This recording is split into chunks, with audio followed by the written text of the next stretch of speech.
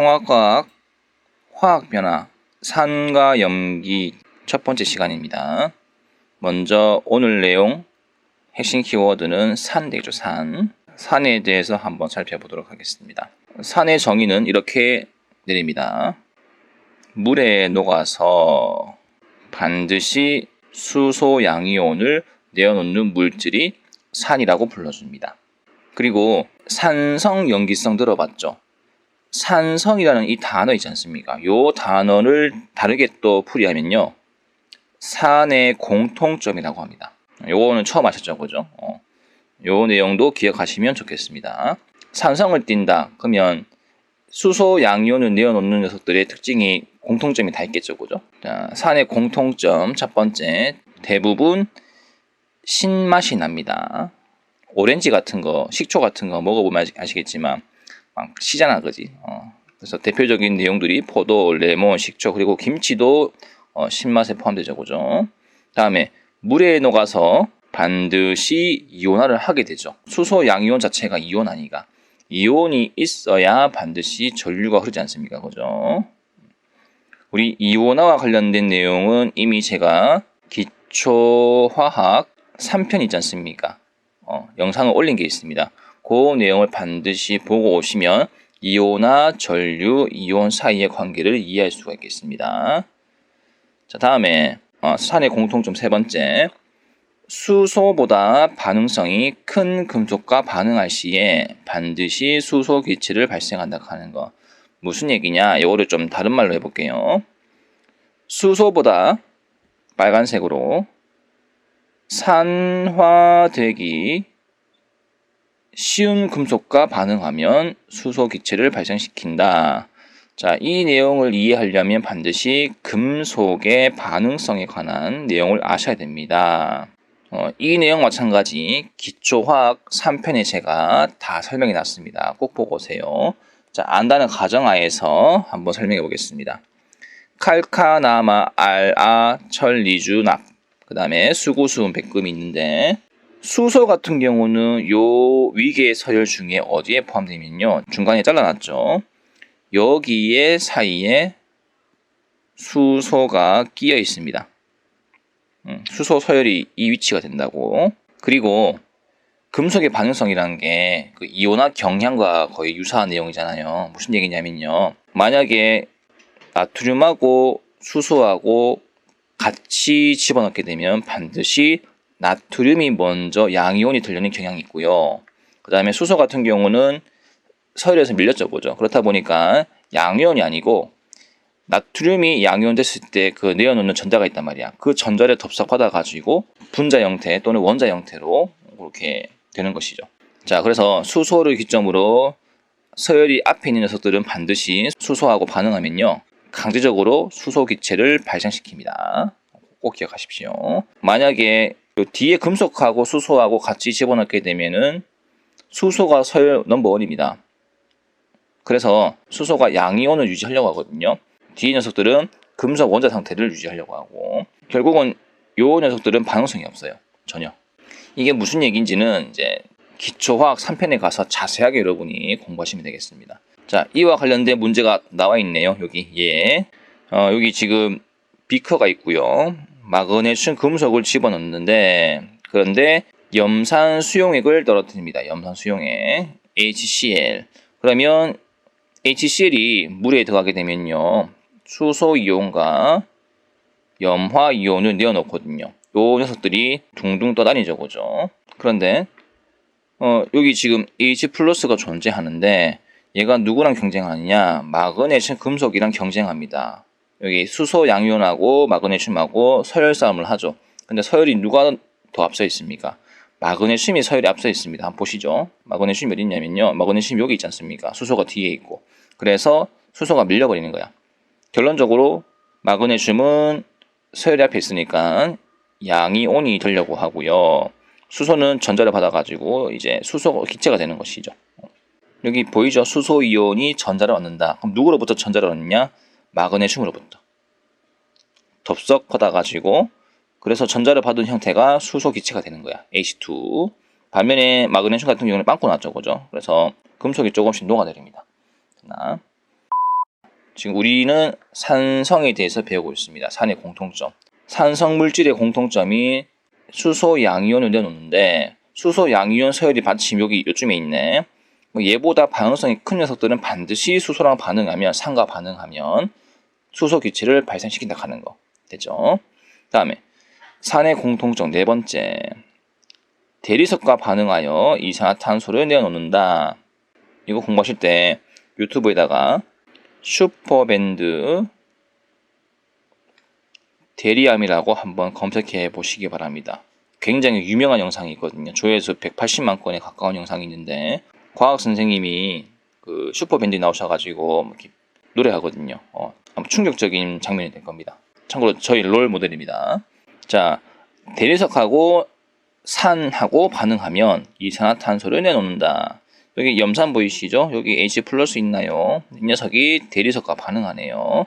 그러면 멀쩡한 대리석에다가 수소 양이온을 떨궈버리면 반드시 결론적으로 이산화탄소가 나오게 되어 있습니다. 왜 그런 뉴스 들어봤잖아. 고대 유적지 보면 대리석으로 만든 어떤 탑이라든지 어떤 건물 있잖아요, 그죠? 근데 산성비가 떨어지면 부식이 된다 이런 얘기 들어봤잖아, 그렇지? 그 내용이야. 다음에 산의 공통점 다섯 번째, 산 종류에 관계없이 무슨 얘기냐? 여기 염산, 아세트산, 탄산, 인산 보이시죠? 전부 산이거든요. 여기다가 푸른 리트머스 종이를 갖다 대면요, 4개 전부 다 공통적으로 처음에 종이가 푸른색인데 붉은색으로 바뀌어요. 이게 산의 특징이고요. 그 다음 페놀프탈레인 용액을 떨어뜨리게 되면 이것도 지시학인데 이름이 페놀프탈렌입니다. 여러분들 페놀프탈렌이 아니고 페놀프탈렌이에요. 페놀프탈렌 두 글자 네 글자. 요거 발음 잘 해주십시오. 페놀프 띄우고 탈렌이 아니고 페놀 띄우고 프탈렌 기억하시면 되겠습니다. 자, 요 녀석을 산성에 떨어뜨리게 되면 얘는 색깔이 없습니다. 무색이에요. 그런데 다음 시간 배우겠지만 염기성에 페놀프탈렌을 떨어뜨리게 되면은 이제 붉은색으로 바뀌게 되는 것이죠. 하지만 산에 떨어뜨리면 색깔 변화가 없다 하는 거. BTB 용액을 떨어뜨리게 되면 노란색으로 바뀝니다. 노란색. 그다음에 메틸 오렌지에 집어넣게 되면 붉은색으로 색깔이 바뀝니다. 산들이면 산. 요런 거 시험 문제 잘 나오겠지. 색깔 물어보는 거. 산과 관련한 과학식. 자, 1가산, 2가산, 3가산이라는 게 있습니다. 이게 무슨 얘기냐? 내 몸속에 내어놓을 수 있는 수소 양이온이 몇 개인지를 보는 거야. 이온할 때. 자, 염산 같은 경우는 H 시리즈죠. HCl 같은 경우는 수소 양이온 하나를 내놓고요. 다음에 아세트산 같은 경우는 조금 별표를 하나 치시면 좋을 것 같습니다. 이 녀석은 이제 함정이 있는데 아세트산 같은 경우는 CH3COH거든요. 근데 지금 수소가 4개 있지 않습니까? 그러면 수소가 4개 있으면 4개를 내어놓겠네라고 하지만 미안하지만 그렇지 않습니다. 물에 넣게 되면 마지막 수소 하나가 이렇게 쪼개지거든요. 그러면서 수소 하나에다가 음이온 덩어리 이렇게 크게 두 가지로 분리됩니다. 여기 수소를 떼어내려면 굉장히 높은 에너지를 요구해야 되거든요. 잘 안 떼집니다. 하지만 뒤에 꼬리 부분에 달려있는 H수소 같은 경우는 잘 떼지죠. 그죠? 기억하십시오. 아세트산은 수소가 4개라 해가지고 다 떼지는 것이 아니고 끝에 한 개만 떨어지기 때문에 1가산입니다. 여러분들 기억하십시오. 다음 탄산 같은 경우는 2개입니다. 2개. 얘는 수소 2개. 그 다음에 마지막 CO3 이가 음이온 이렇게 나눠지고요. 2가산이죠? 2가산. 인산은 안 받아 아시겠죠? 3개니까 3가산이 되겠습니다. 여기 지금 보시면 HCl에 관한, 여기 보시면 아세트산에 관한 내용이 나와 있죠. 그죠? 됐나? 자, 다음에 요 내용을 가지고 이제 해석한 내용이 있습니다. 첫 번째. 자, 산의 공통적인 성질이 나타나려면 반드시 수소 양이온이 있어야 됩니다. 그 다음에 전부 다 수소 양이온을 갖고 있지만 근데 파트너들을 보십시오. 파트너들, 음이온들은 다 다르죠. 다 다릅니다. 수소 양이온의 파트너들인 음이온들 때문에 산마다 성질이 조금씩 다릅니다. 예를 들면은 염산 같은 경우는 강산이거든요. Cl 덕분에 이 산의 세기가 힘을 받는다고. 그런데 아세트산 같은 경우는 음이온이 자기 몸에 붙어 있는 He 수소 양이온 있지 않습니까? 이거를 잘 안 주려고 해요. 그런 성향이 있거든요. 그래서 성질이 좀 달라요. 음이온 때문에 산의 성질이 다르다. 꼭 기억하시기 바랍니다. 다음에 산의 종류에 따라 가지고 한 분자당 내어놓는 수소 양이온 수는 조금 다를 수 있다. 예, 1가, 2가, 3가 다 얘기했죠, 그죠? 당연히 다를 수 있다 하는 거. 강산은 물에 녹아서 대부분 이온화합니다. 이게 무슨 얘기냐? 대부분 이온화한다는 얘기는요, 수소 양이온을 많이 내어놓는다는 뜻입니다. 물속에서. 대표적인 게 HCl이 있는데 여기 그림 보이시죠? 지금 HCl 네 분자가 있었는데요. 보십시오. 다 지금 찢어졌죠, 그죠? 따로 독립한 상태로 놀고 있죠, 그죠? 물에 녹았을 뿐만 아니고 물에 녹은 HCl이 각자 찢어졌습니다. 그래서 독립된 형태로 잘 헤엄치고 있어요. 요거는 대부분 이온화한 형태입니다. 됐죠? H를 많이 내놨잖아, 그지? 근데 약산은 이제 어떤 케이스냐면요. 약산 같은 경우는 물에 녹긴 녹는데 일부분만 이온화합니다. 무슨 얘기냐? 물에 녹았지만 H 플러스를 적게 내어놓는 녀석을 말합니다. 자, 이온화한다는 것은요. 녹은 상태에서 다시 음이온과 양이온으로 찢어지는 게 이온화야. 이온화. 만약에 100개의 고체 중에서요. 100개가 녹았다고 합시다. 잘 녹았죠. 근데 여기서 이온화가 잘 안 돼요. 98개는 그대로 현재 녹아 있고요. 한 2개 정도만 이온화가 됐다고 합시다. 그러면 아세트산은 이온화가 잘 되는 물질입니까? 아니죠. 녹긴 녹는데 이온화가 잘 안 되죠. 수소 고작 100개 중에서 2개만 지금 던져줬다고. 되게 짠돌이 아닙니까? 그죠? 요게 약산입니다, 여러분들. 약산. 오케이? 그래서 물에 녹았다고 다 이온화가 잘 되는 게 아니야. 물에 녹는 거하고 강산, 약산은 벽이라는 뜻이야. 이온화가 잘 되면 강산이고 이온화가 잘 안 되면 약산이고 뭐 그런 겁니다. 녹는 거랑 이온화랑은 관련 짓지 마십시오, 여러분들. 톡지 말라고. 자, 다음에 오른쪽에 그다음에 이제 여러 가지 산들이 있는데 그 산들의 개별적인 특징에 대해서 한번 살펴보겠습니다. 먼저 염산 대표적인 거. 자, 상식. 염산이 있고 염화수소 기체라는 게 있습니다. 염산과 염화수소 똑같은 물질이야. 똑같이 쓸 때는 HCl, HCl 쓰거든요. 근데 차이점이 있습니다. 그게 무슨 차이점이냐? 염산은 물에 녹은 상태입니다. 액체 상태고요. 염화수소는 기체 상태에서의 HCl을 불러주는 단어입니다. 됐지? 꼭 기억해. 그 화학 공부하면서 염산과 염화수소의 차이점 정도는 반드시 알고 있어야 돼. 이건 이과계에서의 상식으로 불리는 내용입니다. 아시겠죠? 다음에 냄새 독해요. 자극적인 냄새고요. 암모니아가 있는지 없는지 확인할 때 쓰는 시약이다. 자, 무슨 내용이냐? HCl이 기체거든요. 암모니아도 기체입니다. 둘 다 무색입니다. 무색 기체야. 안 보이잖아. 안 보이는데 암모니아가 있는지 없는지 이제 확인하고 싶을 때는요. 이 녀석을 이렇게 집어넣게 되면 갑자기 어떻게 되냐? 흰색 기체가 생깁니다. 다음에 염산하면 반드시 여러분이 기억나시는 게 위에서 단백질이 분해될 때라는, 이거 2학년 때 배웠나요? 중학교 2학년 때 소화기에 배웠잖아. 위에서 반드시 뭐가 분비된다? 염산이 분비된다. 염산은 소화 효소가 아니죠. 단백질이 분해될 때 약간 보조 역할, 그러니까 활성화시켜주는. 그리고 또 하나 더, 세균이 들어오면 세균 다 죽여버리죠. 요 내용도 꼭 기억하시면 좋겠습니다. 자, 염산 뭐 시험 문제 나올 가능성이 크죠. 다음 주 염산에 대한 특징으로 옳은 것은 해가지고 공부하시면 되겠고요. 그다음에 포름산이 있습니다. 뭐 폼산이라고 불러주고 포름산이라고도 불러주는데 뭐 그거나. 자, 이 녀석은 그냥 대충 그냥 모양 말하나이. 이 녀석은 화원이나 화투에 가시면 이제 배우게 될 겁니다. 이게 폼산인데 여기 끄트머리 H지 않습니까? 요게 끊어지거든요. 그래서 이제 수소 이온을 발생시키는 거야. 얘는 개미하고 벌과 같은 곤충의 분비물에 들어있는 산이고요. 가끔씩 개미한테 물리면 따갑잖아, 그지? 그걸 말하는 거야, 그거.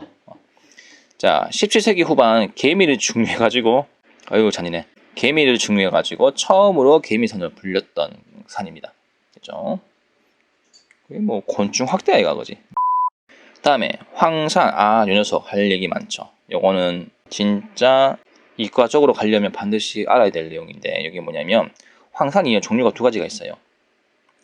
진한 황산이 있고요, 묽은 황산이 있습니다. 우리 보통 어떤 액체가 농도가 되게 짙으면요, 강하다 뭐 이런 얘기 많이 쓰거든요. 진한 황산 농도가 굉장히 높아요. 그러면 우리가 생각하기로는 황산 농도가 높으면 당연히 강한 산성을 띠지 않겠냐 뭐 이런 얘기를 하는데, 제가 지금부터 진실을 알려드릴게요. 진한 황산은요, 농도 98%를 말합니다. 이게 무슨 얘기냐?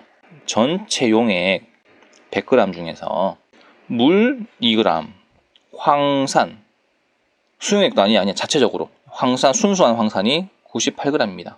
합치면 전체 100g이 되겠고, 그 중에 황산이 98g 들어있지. 그래서 98%인 거야. 물이 2g밖에 없어요.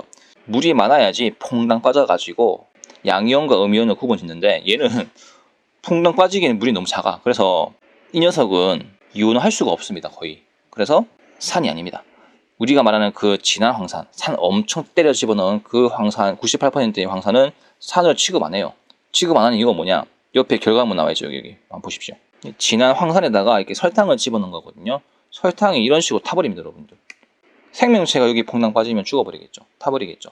이거는 산으로 정의하는 것이 아니고 그냥 살인 무기입니다, 살인 무기. 그러니까 진한 황산은 산 영역이 아닙니다, 여러분들. 아시겠죠? 그런데 이제 묽은 황산은 잠깐 보시죠. 요거는요, 물 엄청 많이 있잖아. 물이 있고 여기다가 황산을 조금씩 이제 떨어뜨린 형태거든요. 얘는 물에 잘 녹고요. 그 다음에 저거 화학 반응식을 적어주자면, 자, 이렇게 수소 양이온을 잘 내놓습니다. 녹는 족족 양이온을 생산하는 것이죠. 이온화를 대부분 합니다. 그래서 얘를 강산이라고 불러줍니다. 됐죠? 그러니까 황산 중에서 강산이 뭐냐고 물어봤을 때, 진한 황산은 산이 아니다 하는 거, 오히려 묽은 황산이 진짜 강산이다 하는 거. 녹는 족족 H 수소를 다 내어놓으니까. 그렇죠? 오케이? 아까 강산 내용 정의했잖아. 여기 강산 밑에 보이시죠? 강산이 어떤 개념인지. 대부분 이온화한다. 그래서 H를 많이 내놓는다. 묽은 황산이 여기에 딱 부합해요. 아시겠죠? 진한 황산은 전혀 이런 카테고리에 명함을 내밀 수도 없다 하는 거. 워낙 상식을 넘었기 때문에. 다음에 묽은 황산 만들 때 실험 순서를 좀 알면 좋을 것 같아요. 자, 진한 황산과 물이 만나면 반드시 열이 많이 발생합니다. 그러면 처음부터 진한 황산을 쫙 집어넣고, 황산 여기다가 물을 떨어뜨리면 어떤 일이 벌어질까요? 막 튀겠죠. 튀고 열 발생하고 정말 위험하겠죠. 그래서 적어도 황산을 먼저 집어넣고 그 다음에 물을 집어넣는 방식은 옳지 않다 하는 거. 위험하니까. 그러면 순서를 한번 바꿔보죠. 물이 많은 곳에 황산을 조금씩 집어넣게 되면 좀 안정하겠죠, 그죠? 그래서 순서는 물이 먼저고, 그리고 진한 황산을 조금씩 넣는 게 맞습니다. 대신 순서에 따라 결과에 엄청난 영향을 미치죠. 꼭 순서를 기억하십시오. 물이 먼저고 그 다음에 황산을 조금씩 넣는 게 먼저라, 그 다음이라 하는 거. 자, 다음에 아세트산. 보통 식초라고 불러주는데 그냥 살아가면서 큰 문제는 없지만, 적어도 화학을 공부하시는 분들은 식초하고 아세트산과의 관계를 좀 알아야 될 것 같아요. 먼저 기본적인 내용부터 살펴보겠습니다. 아세트산은 자극적인 냄새가 있어요. 식초 생각하시면 감이 오시겠죠. 그 다음에 물에 녹긴 녹는데 일부만 이온화한다. 약산이다. 아까 설명했잖아요, 그죠? 녹는 거하고 이온화하는 거는 별개라 하는 거. 녹긴 녹는데 녹아서 H 100개 중에서 2개만 내어놓고 99개는 키핑해놓고 이런 상태란 말이야. 그래서 약산이라 불러주고, 어느 점이 17도? 상온이네. 그러면 17도 이하는 16도, 15도는 15도에서는 고체 상태이죠. 아세트산은 고체 상태로 보려면 온도를 17도 미만으로 낮추면 되겠죠, 그죠? 다음에 그러면 그 고체 이름이 있을 거 아니가. 아세트산이 고체 이름이 따로 있거든요. 그 이름이 빙초산이라고 불러줍니다. 그러니까 빙초산하고 아세트산은 화학식은 같지만 상태가 다르죠. 얘는 고체, 얘는 액체라 하는 거 기억하시면 되겠고, 다음에 식초 얘기가 여기서 나올 건데 카테고리 잘 봐. 식초는요, 아세트산을 물에 3% 내지 6% 녹인 수용액입니다. 그러니까 물 됐다 많이 집어넣고 여기다가 아세트산을 조금씩 집어넣은 이 상태가 식초라고. 그러니까 식초는 혼합물이죠. 물 플러스 아세트산이니까. 근데 아세트산 같은 경우는 혼합물이 아니고 화합물입니다. 순수해요. 어느 점이 17도 정해져 있습니다. 다시 정리할게요. 식초는 혼합물, 아세트산은 화합물. 됐죠? 그럼 식초는 무엇과 무엇? 물과 아세트산으로 구성되어 있다 하는 거. 다음에 탄산. 탄산 같은 경우는 우리가 많이 마시는 그 탄산수, 콜라, 사이다 다 포함이야. 이산화탄소가 물에 녹은 상태를 말합니다. 그러니까 무슨 얘기냐? 이 콜라가 있으면 콜라 성분을 이렇게 분석해보면 반드시 있는 게 물 성분이 있고요, 이산화탄소 성분이 있고요, 그다음에 뭐 각종 색소, 뭐 설탕이 들어가 있겠죠, 그죠? 근데 요 두 가지는 반드시 필수라고. 톡톡 쏘는 맛이 이 두 가지 때문에 그래요. 특히 이산화탄소, 요 녀석. 여기서 여러분이 응용하셔야 될 게, 지금 물에 기체가 녹아 있잖아. 이산화탄소 기체가. 이산화탄소는 액체 상태가 지금 이 상온에서는 존재 안 하거든요.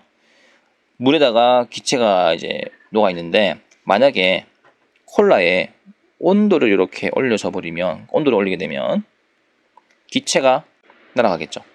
온도를 올리면 기체의 용해도는 증가할까요? 감소할까요?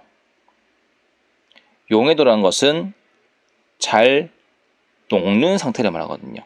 온도를 올리게 되면은 기체가 날아가잖아, 그지? 날아간다는 얘기는 뭐냐? 잘 녹아 있다가 온도 때문에 분리가 된 상태죠, 그죠? 그래서 기체 용해도가 낮아집니다. 이거 중2 때인가 아마 배웠을 거야. 혼합물에 분리할 때, 그지? 그 내용도 기억하시면 좋을 것 같아요.